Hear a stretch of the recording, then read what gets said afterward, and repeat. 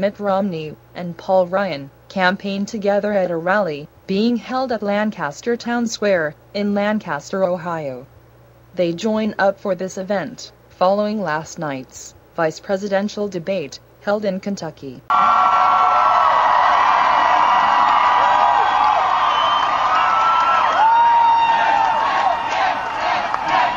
Fairfield County, are you ready to win? We have to win, don't we, folks? It's too important. To our families, to our community, to our country. We cannot afford another 4 years of Barack Obama. Now, we all want to win, and we have to win. But let me ask you something today. Are you planning to do everything you possibly can in the next 25 days to ensure a victory here in the key state of Ohio?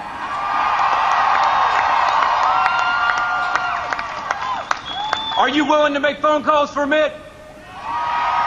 Are you willing to go door to door for Mitt? Are you willing to put up one of these signs in your yard for Mitt? I need you to early vote, folks. We need to bank the votes. Go to your Board of Elections on Monday morning. Walk in. You can vote, and vote now. That ensures that you're going to have plenty of time on Election Day to help us get other people to vote. Will you do that? I think when you talk to people, your friends and your neighbors, folks you go to work with, folks you go to church with, you'll find that they're paying attention. And one reason is we've had 2 great debates in the last 8 days. You agree with me on that? Wow. The American people debates in the last 8 days. You agree with me on that? Wow. The American people are seeing what this comeback team is all about. Last night we had a terrific performance by Paul Ryan.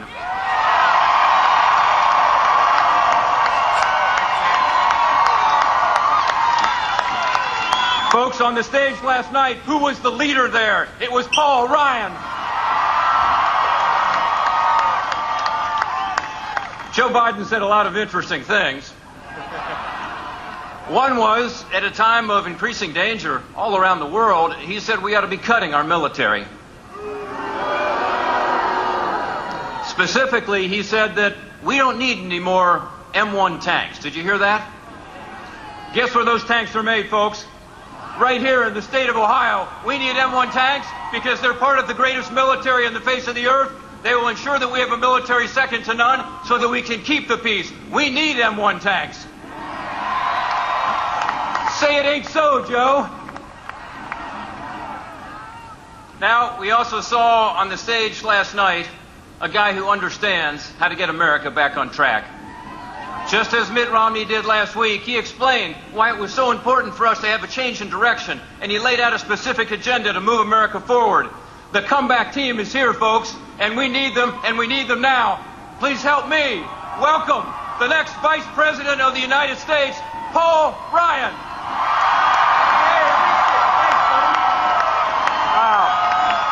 Wow.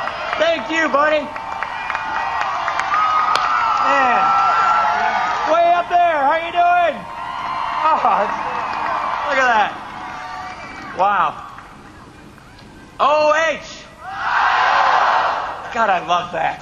That is so fun. It is great to be back here. You know, I just saw a nice Miami sweatshirt there. I spent 4 great years at Miami of Ohio. It is so great to see that. And I have my Rob Portman provided Lucky Buckeye with me. He had this Buckeye in his pocket throughout his entire campaign in 2010. He said it brought him great luck, and it brought him a victory in Ohio. And you're going to help us because this Buckeye is going to bring us a victory in Ohio, isn't it? Lancaster, thank you for having us. You have a huge choice to make. We have a big choice to make. You know, I think we saw a sign of it last night, just like we saw it a week ago. You see, they are offering no new ideas. The president is simply saying more of the same. Hope and change has become attack and blame.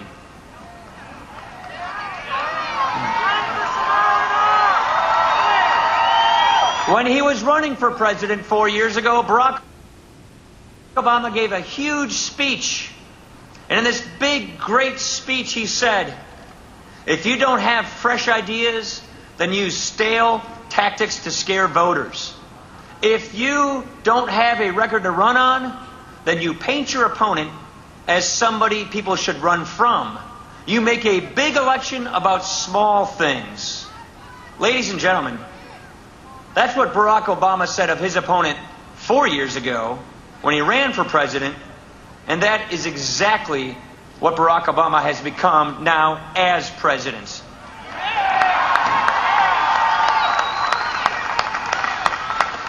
You know, we had a little chat about Libya and Benghazi. We mourn the loss of these 4 brave Americans. But talking about blaming, first, they blame a YouTube video and a non-existent riot. Then when the country's getting upset about it, they blame Romney and Ryan for getting people upset about it. They keep changing their story. This is not what leadership looks like. We need clarity, not confusion. We need accountability and no more excuses. This tragedy would be troubling in and of itself and tragic in and of itself, but unfortunately, what we are witnessing when we turn on our TVs on a daily basis is the unraveling of the Obama foreign policy. Yes, we are. And when you say it's okay to impose these devastating cuts in our military, or that we don't need any more Lima-built M1 tanks, what we are doing is we're projecting weakness. And when we project, or that we don't need any more Lima-built M1 tanks, what we are doing is we're projecting weakness. And when we project weakness abroad, our enemies become more brazen. Our enemies are more tempting to test us. And our allies are less willing to trust us. So while hotspots are growing abroad, the economy is not growing here at home. And that's the problem we have to focus on here. You see, the economy is growing slower than it grew last year, and last year it grew slower than the year before.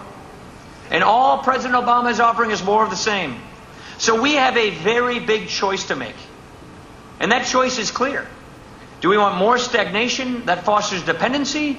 Or do we want a dynamic, growing economy that creates opportunity and creates jobs?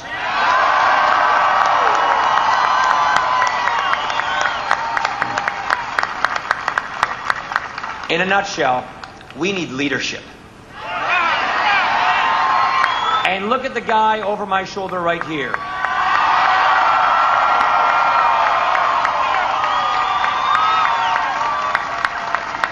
If you look at this man's life story, one word comes to mind: leader.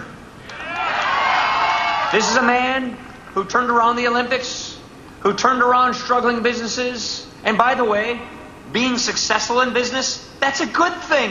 There's nothing wrong with that. We want more people to be successful. We want more people to have prosperity, to have jobs, to have higher take-home pay. We want people to grow. At a time when America has a jobs crisis, wouldn't it be nice to have a job creator in the White House? And this is a man who has proven to get things done. When he was governor of Massachusetts, he cut taxes 19 times. He balanced the budget without raising taxes. Unemployment went down. Household income went up. This is a man who knows how to turn things around. And by the way, after getting the runaround for 4 years, don't you think it's time for America to have a turnaround?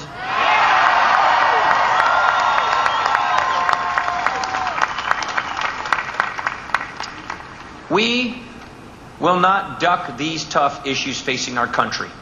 Because if we don't tackle America's problems, they will tackle us. We will not spend the next 4 years blaming other people. We will take responsibility and get the job done. And we will not try to transform this country into something it was never intended to be. We will reapply our founding principles and make America what it was meant to be. That land of opportunity, that land of freedom and liberty.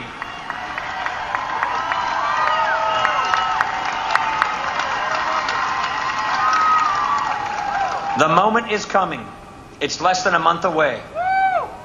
We have a real leader, a perfect person where the man and the moment are meeting perfectly well. That means right here in Ohio, you have the ability and the responsibility and the opportunity to save this country, to get it right on the right track. And you're going to do that by electing this man, Mitt Romney, the next president of the United States.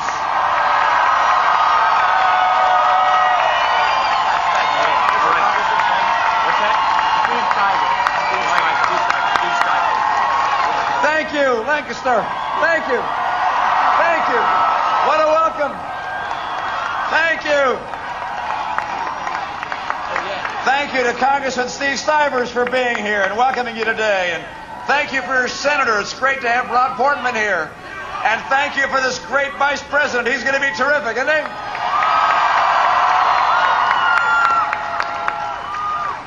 Now, it's good to be back. And you may say, I don't remember seeing you here before. But I was here a long time ago. As a matter of fact, my very first assignment at my first job was to come to Lancaster. I'm serious. And to try and do a little work at a little company called Anchor Hawking. Anyone? Yeah. And so for about I think it's about 6 months, we used to fly into Columbus and then drive an hour and a half or so here. And I learned something about standing in those big glass, next to those big glass furnaces. You know, it got real hot in there. And learned about triple gob machines and saw an extraordinary community that came together to build a great enterprise. And it's good to be back. And this is our comeback team here. And this is our comeback team here in Ohio. And we're going to bring back America. And this is our comeback team here in Ohio. And we're going to bring back America. I've had the fun of going back and forth across Ohio. And this week I was also in Florida and Iowa. I was in North Carolina, in Virginia. And you know what? There's a growing crescendo of enthusiasm. People recognize that this is not an ordinary campaign. This is a critical time for the country. There's more energy and passion. People are getting behind this campaign. We're taking back this country. We're going to get it strong again. And part of that, I think, came from last night. Gosh, we got to watch this guy debate. And there was one person on the stage with thoughtfulness, who was respectful, who was steady and poised. There's one person on that stage you'd want to be with if there were a crisis, and it's this man right here.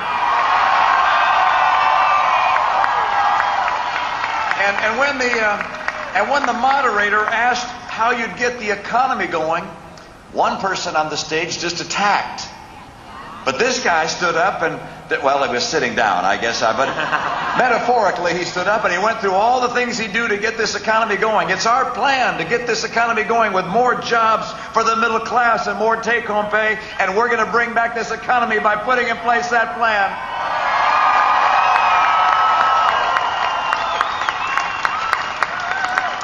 Now, I also had a debate about a week ago, and that...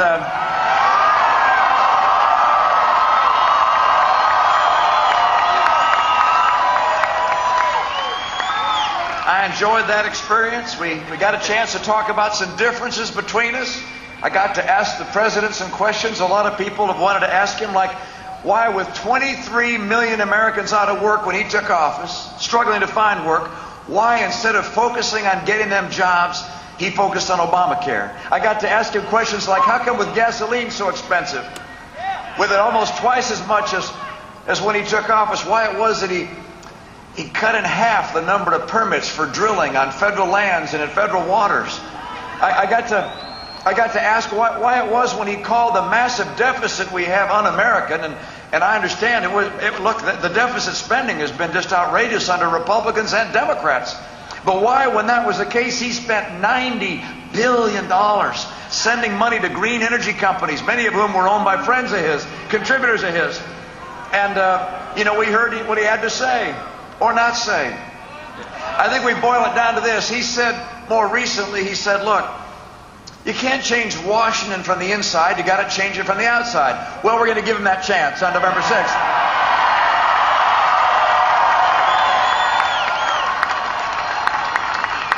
Now, there were a couple of places where we agreed. We agreed, for instance, that we would take this country in very different directions. And he points out that, well, actually, it was the vice president that blurted out the truth, that they're planning on raising taxes by $1 trillion. Actually, it's more like $2 trillion with the Obamacare taxes. There's no question but that their spending and the interest on the debt that they amassed by virtue of their spending will do what one recent study showed, and that is it's going to cause them to raise taxes on the middle class. And I make this commitment to you. Under no circumstances will I raise taxes on the middle class of America.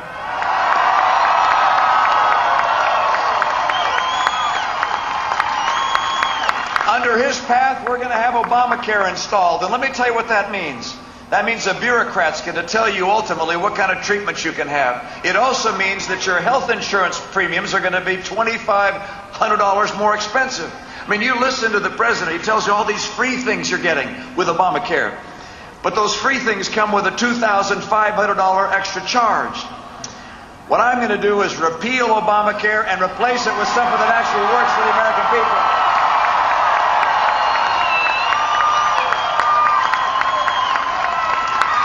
And I hope you listen carefully also in my debate and in Paul Ryan's debate, because the president, he's pointing out, in fact, they are cutting $716 billion from Medicare, from current Medicare beneficiaries. Under our team, we're putting that money back. We're going to honor the promises made to our seniors. And one more thing that Senator Portman mentioned. He has in his budget cutting our military by hundreds of billions. That's the president has that, not Senator Portman. And then in addition, there was that sequester idea. The White House, hundreds of billions. That's the president has that, not Senator Portman. And then in addition, there was that sequester idea the White House had to cut another several hundred billion. They'll cut about $1 trillion from our military. The Secretary of Defense has said that those cuts would be devastating to America, to our military, to our national security.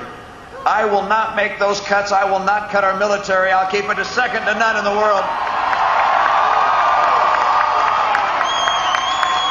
And when it came to jobs, both last night with Vice President Biden and in my debate with President Obama, they didn't have a plan for creating jobs for middle-income Americans. They say they care about middle-income Americans, and I believe they care. They just don't know what to do. And so they say, well, they're going to have another stimulus. How'd the last one work out, you know? And then they're planning on hiring more government workers. There's nothing wrong with government workers, but that's not going to get this economy going. And then, of course, they've got plans to make investments, they say. A friend of mine said they don't want to pick winners and losers. They just pick losers. And then, of course, they want to raise taxes. I don't think anyone believes raising taxes creates more jobs. They just don't understand what it takes to get this economy going, and we have a plan. 5 key elements. And Paul spoke about them last night. Let me mention, number 1, we're taking full advantage of our oil, our coal, our natural gas, our nuclear, our renewables. We're going to take advantage of our energy. And that'll protect and grow energy jobs and also manufacturing. There are a lot of manufacturing jobs, including in the glass industry, that use a lot of energy. And when energy is less expensive, jobs come back here. Under President Obama, we've lost 600,000 manufacturing jobs. We want to bring jobs back home to America. That's number 1. Number two, we're going to make trade work for us. And so we're going to open up new markets for our goods, but if people cheat like China has cheated, we're going to stop it. Number 3, I want training programs that help our people have the skills they need to succeed. And I want our schools to be giving our kids the kind of education they need for the jobs of tomorrow. And that means we've got to put our kids first and our parents first and teachers first. And the teachers union is going to have to go behind.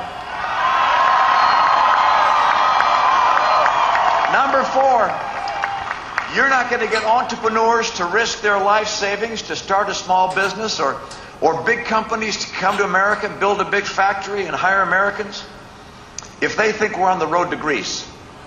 And if we keep on spending every year $1 trillion more than we take in, Greece is where we're headed. And that's why Paul Ryan and I will cut federal spending, we'll cap federal spending, and get us on track to a balanced budget. And number five is this. We're going to champion small business. We're going to help small entrepreneurs build their businesses. And to do that, we're going to keep their taxes down and get their regulations to encourage growth and take that big cloud of Obamacare off of small business. We're going to help small business in America.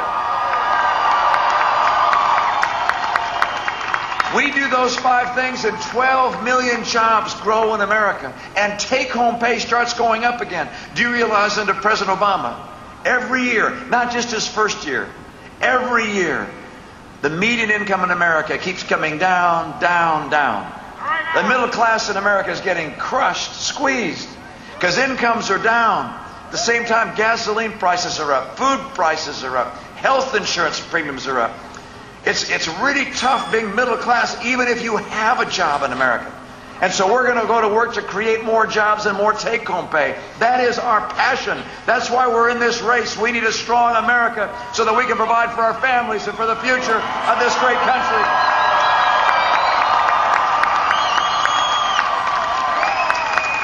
And I want you to know that I'm confident that we're going to overcome the challenges we have. I've seen the heart of the American people throughout my life. I know something about the character of those who have great qualities of the human spirit in their heart. And we've stood up regardless of the challenges America's faced. We've been there and overcome them. I'm reminded of a couple of experiences. One at the Republican convention just a few months ago. I met Jane Horton there. Jane's husband, sharpshooter, Afghanistan. On the day she's packing a birthday box for him to send to him in Afghanistan, a knock comes at the door to inform her that he has been killed in Afghanistan. A box for him to send to him in Afghanistan, a knock comes at the door to inform her that he has been killed in Afghanistan. Instead of becoming despondent and depressed, she decides that she's going to devote herself to helping families of others who've lost loved ones in conflict.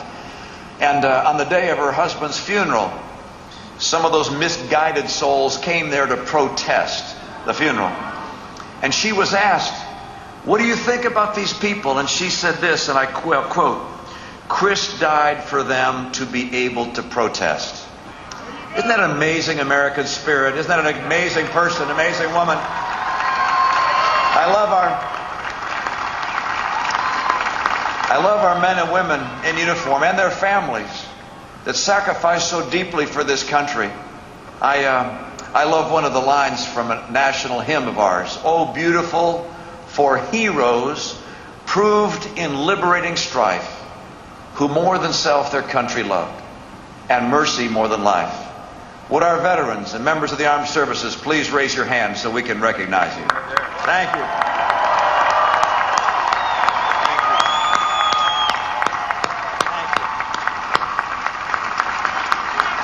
Let me mention another experience I had. And that was, some years ago. I was working with the Boy Scouts of America at the time and was at a court of honor. For those who don't know what that is, that's where the Boy Scouts get their Eagle Awards or other awards. And there was a Formica table set up in the gymnasium, and I was seated at the end of the Formica table, and there was a flagpole there with a flag next to me. And the person who was speaking was the Boy Scoutmaster from Monument, Colorado. And he said that his Boy Scout troop had wanted to have a very special American flag. So they bought one, gold tassels around the outside. They had it flown above the state capitol, as I recall, and they had it flown above the national capital in Washington, D.C. When it came home, they said, "Hey, let's have it go up on the space shuttle." So they contacted NASA and said, "Would you take our flag on the space shuttle?" And I'm sure they told them that space comes at a premium in space. You know, it's not a lot of room for souvenirs in the space shuttle. But they took it. They took their flag. And he said, "You can't imagine how proud our boys were from their schoolrooms to watch the shuttle take off and go up in the sky on TV, and then they saw it explode before their eyes. And the scoutmaster said he called NASA a couple of weeks later and said, "Did you find any remnant of our flag?" And they said no. He said he called every week for several months, called and called. Nothing. And then come September, he said he was reading in a newspaper some of the debris found from the Challenger disaster, and they mentioned something about a flag. So he called and said, "Did you find our flag?" They said, "As a matter of fact." And so they got together. NASA came together with the Boy Scout troop and presented the boys with this plastic box. And they opened it, and there was their flag in perfect condition. And then he said this. He said, "That's it on the flagpole next to Mr. Romney at the end of the table." And I reached over and I grabbed that flag and held it out. And it was like electricity ran through my arm. Because for me, that flag represented the men and women who put themselves in harm's way in our space program, in our military. Those who reach for learning, who live for something bigger than themselves, who look for discovery, who put themselves out there. It reminds me of the people who when they graduate from college or from high school, say, "You know what, I'm going to put aside my career for a while. I'm going to go into the military, serve our country." Reminds me of the dads who are working 2 jobs so they can make enough money so their kids have the kind of clothes the other kids are wearing at school. Reminds me of those single moms who are wondering how they can put food on the table at the end of the week and scrimp and save to be able to do so. The couples who say we're not going to exchange Christmas gifts among ourselves because we want our kids to have Christmas. This is America.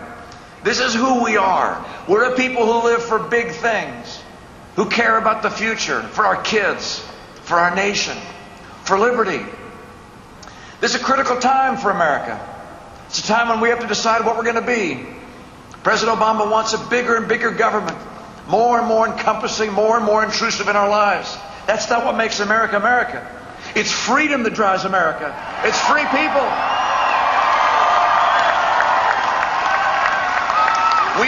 We stand on the shoulders of the greatest generation. My mom and dad and your moms and dads, they fought, protected us, gave us a nation. My mom and dad and your moms and dads, they fought, protected us, gave us a nation that's free and prosperous, the most prosperous nation in the world. They held a torch for the whole world to see, a torch of liberty and hope and opportunity. There are not as many of them as there were. And they can't hold the torch as high as they used to. It's our turn. We've got to grab that torch. We've got to take it in. It's our honor. It's our honor to be able to do so. And so I come to you with this commitment. When Paul Ryan and I become president and vice president, and I mean when we become president and vice president, we will do everything in our power to keep America strong, to restore the values that make our homes the center of our society, to keep our economy strong, and to have a military so strong no one would ever think of testing it. That's the America we see. We make that commitment to you. We need your help. We need to win Ohio. You got to get your friends to help us win Ohio. We win Ohio. We take back America. We keep this country the hope of the earth. Thank you so very much, you guys. Lancaster, you're the best. Thank you.